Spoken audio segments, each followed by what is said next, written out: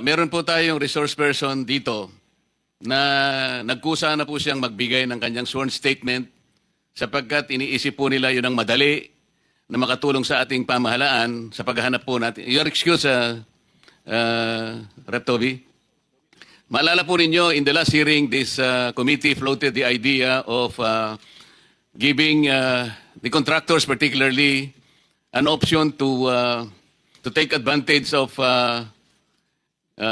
the state witness protection law sapagkat napakalaki po ng problema ang kinakaharap ng bansa natin, particular na po dito sa mga flood control projects na talaga namang nakapagbigay ng alalahanin, hindi lamang alalahanin kundi galit sa ating mamamayan. Meron pong nagkusang loob na gustong magbigay na ng kanilang sworn statement at kinakailangan pong ipresenta natin sila sapagkat ito'y ipinadala nila sa inyong lingkod sa chairman of the House, chairman of this Blue Ribbon Committee.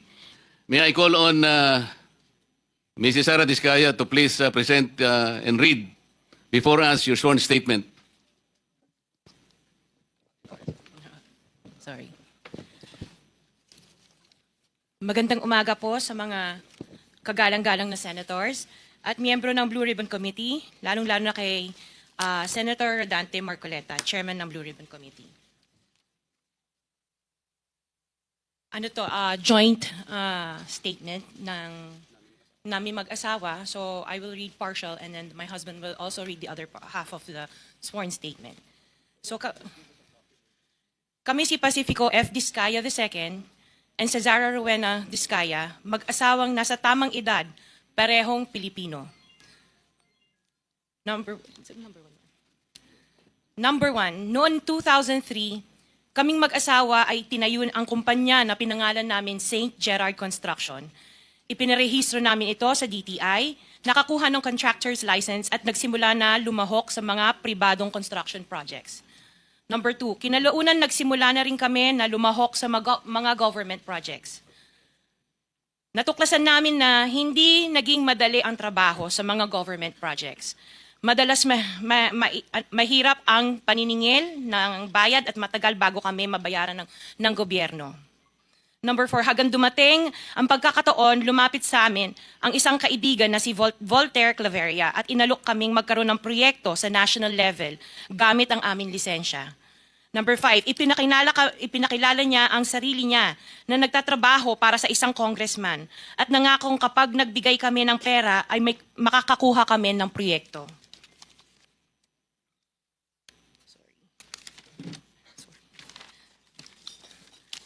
Number six, dahil wala kaming alam sa kalakaran sa pambansang proyekto sa gobyerno, nagtiwala kami at ibinigay ang lahat ng ipon naming mag-asawa. Sa kasamaang palad, niloko lang niya kami. Naglaho siya, dala ang pera naming mag-asawa. Nagpunta kami sa DPWH para i-report ang nangyari, pero hindi nila ito pinansin. Kahit ganon, hindi kami sumuko. Gusto ko pa rin gawin ng tama ang negosyo, kaya patuloy kaming sumasali sa mga biddings sa gobyerno. Sa kalaunan, ang kumpanya namin ay nanalo sa mga bidding sa mga proyekto sa national government sa pamamagitan ng patas na bidding. Ibinuhos namin ang lahat ng aming pagsisikap para maipakita ang kakayahan ng aming kumpanya na mayroong maayos na paggagawa, dekalidad na resulta at natatapos sa tamang oras. Nagkaroon ng konting tagumpay ang St. Gerard Construction, kaya minabuti namin mag-asawa na mag-expand at bumuo ng ibang kumpanya tulad ng Alpha and Omega General Contractor and Development Corporation. Interjection, Mr. Chair. What is the interjection? Salamat, Mr. Chair. Kailangan ko lang pong umakyat sa office sandali para sa isang pulong, but hopefully pagbalik ay nandito pa rin sina Mr. and Ms. Diskaya dahil meron din po akong mga tanong para sa kanila. Oh yes, Salamat we'll make po, sure Mr. that they Chair. will be here for your questioning. Mr. Chair, point Yes. of order. Bakit hindi na lang tayo bigyan ng kopya ng sworn affidavit imbis na basahin nila niya so we can para himay namin yung kanyang sworn affidavit. We will make sure that all the In order to members will save be time, given a copy, but the chairman is asking them to read it before us for the record. in order to save time, Mr. President, because we have been here since 9 o'clock. We already spent 2 hours and not even one of the senators have asked questions addressed to the resource persons present. I beg the indulgence of the good senator, but it is for the record. This is a sworn statement. At from this statement, kailangan dito sila matanong na mabuti. Proceed. Pakibilisan nyo lang para makatipid tayo ng panahon. Ngunit nung nagsimula ang makilala ang St. Gerard Construction, dumating naman ang panibagong pagsubok. Unti-unti nagsilapitan ang mga district engineers at mga regional directors ng DPWH at mga chiefs of staff na mga mambabatas na nag-aalok ng mga proyektong sinasabi nilang pondo ng mambabatas. Nung una, sinubukan naming labanan ng mga ito sa pamamagitan ng pagre-report sa DPWH at pagpapadyaryo ng mga tiwaling kawani ng gobyerno, subalit hindi sila natitinag sa mga ito.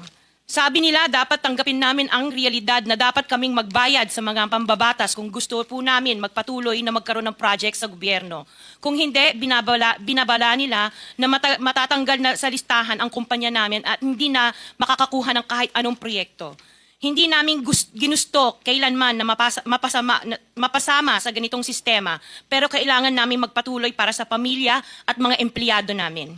Dahil sa aming paglaban, sa mga tiwaling bidding, maraming beses naming naranasan na ma-disqualify ng Bids and Awards Committee ng DPWH na hawak ng mga mambabatas na nagpondo sa proyekto.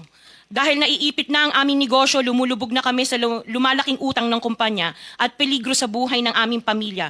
Napalitan kaming makisama sa kalakaran kahit labag sa aming kalooban.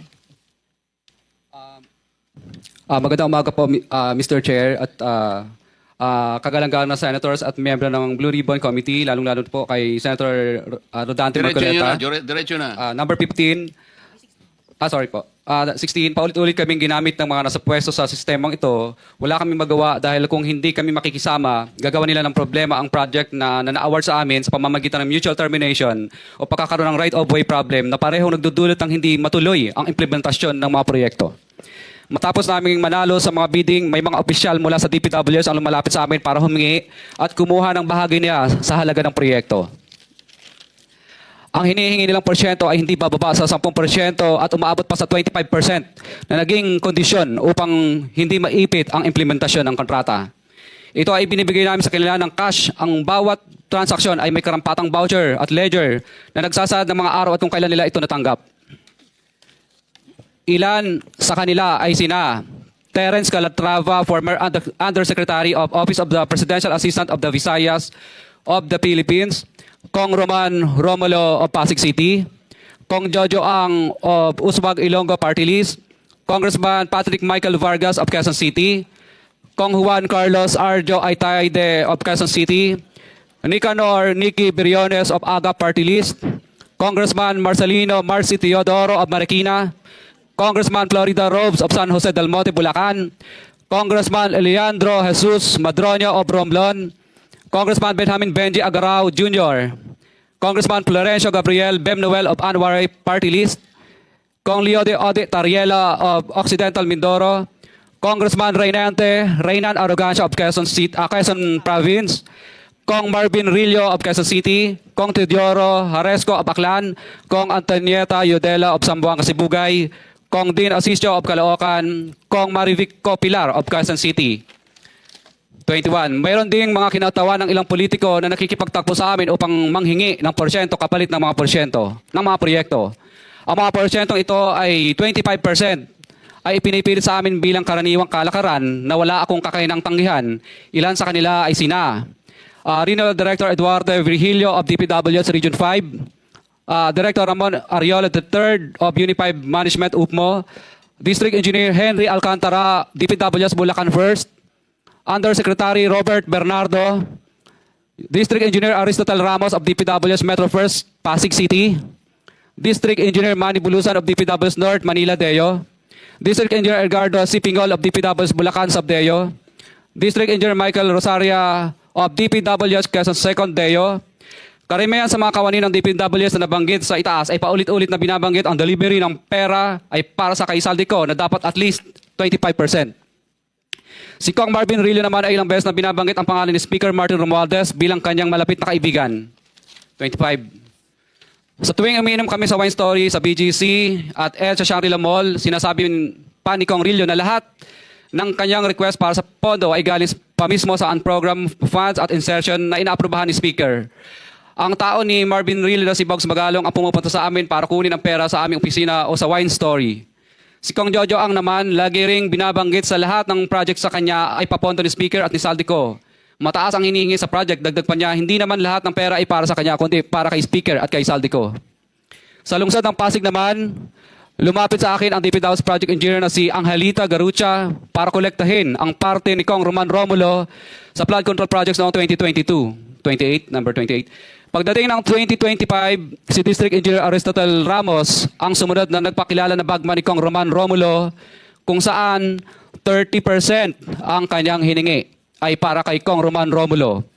Sinabihan ko kay D.E. Ramos na masyado namang mataas, ngunit sinabi niya na walang magagawa dito dahil pondo ito galing sa unprogrammed funds at insertion galing sa taas. Sa ilang pagkakataon, ang mga politiko na personal na inabutan ng halaga ayon sa hinihingi nilang porsyento mula sa proyekto. Ang pagbabayad na ito ay hindi naman kagustuhan kundi isang hakbang na ginawa namin dahil sa matinding panggigipit.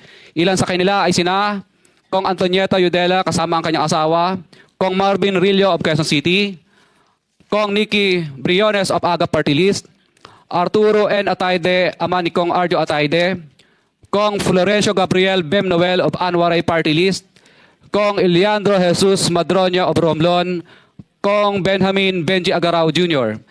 Bagamat naging matinding pagsubok ang kabawasan ng pondo na nakalaan sa proyekto, pilit at matapat naming sinusunod ang bawat espesifikasyon na nakasaad sa Program of Works na nakasaad sa proyekto ng DPWH. Nakakasiguro kami na nagawa namin ng maayos at matapat ang bahagi o phase ng proyekto na na-award sa amin. Sa katunayan, hindi kami mababayaran ng DPWH kung hindi ito dumaan at pumasa sa maraming material testing na naaayon sa design ng DPWH. Ina-assess at ini-inspect ng DPWH ang bawat proyekto base sa natapos na parte o accomplishment. Napilitan kami na i-absorb ang kabawasan na ito na nagdudulot ng maliit na kita o pagkalugi sa ilang projects. Para makabawi, dinadamihan na lang namin ang partisipasyon sa mga projects. Taliwas sa mga lumalabas na may mga impormasyon sa publiko, hindi kailanman kami gumawa ng ghost projects. At masugid kami nag-i-inspect sa lahat ng aming mga natapos na projects. Handa po kaming tumistigo ng walang pilit at kusang loob bilang state witness at sabihin ang lahat ng nangyayaring katiwalaan ng Kamara, DPWH at iba pang mga kawani ng gobyerno upang gawin ang tama. Kami ay lubos na humihingi ng tulong sa Senate Blue Ribbon Committee na pinamumunuan ng buting Chairman Senator Dante Marcoleta at kay President Bongbong Marcos para sa proteksyon at seguridad ng aming pamilya. Ang salaysay na ito ay kusang loob namin ginawa at walang sino mang pumilit na gawin ito. Sa katotohanan ng lahat ay nilagdaan namin ang salaysay na ito ng kusang loob at walang pumipilit. Sign, Pacific of Vizcaya, nagsasalaysay. Notaryado po.